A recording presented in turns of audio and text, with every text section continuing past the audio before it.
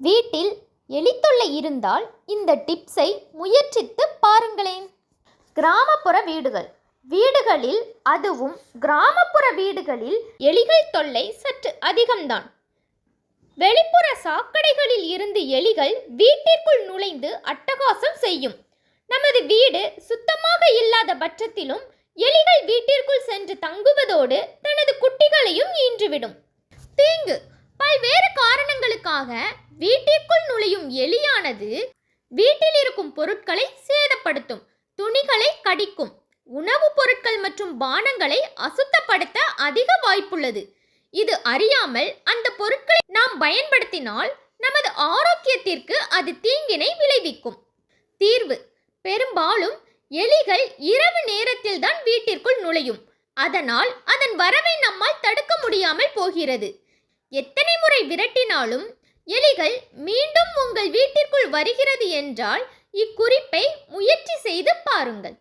மாவு மாத்திரை: அதிக அளவு தொந்தரவு கொடுக்கும் எலிகளை விரட்ட வீட்டின் மூலைகளில் இந்த மாவு மாத்திரைகளை வைக்க வேண்டும். மாவு மாத்திரை என்று அழைக்கப்படும் இதனை நீங்கள் வீட்டிலேயே தயாரிக்கலாம்.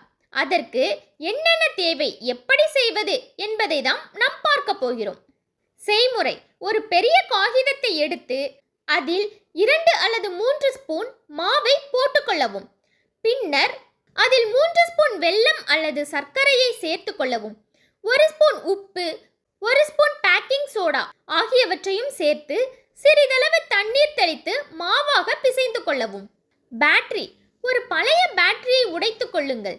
அதிலிருந்து கருப்பு தூளை எடுத்து ஒரு காகிதத்தில் வைத்து கொள்ளுங்கள். பின்னர் அதன் மீது இந்த மாவை வைத்து மாத்திரை போல் செய்து கொள்ளுங்கள். வெளிப்புறம் இந்த கருப்பு தூள் மாத்திரை போல் செய்ய உதவும்.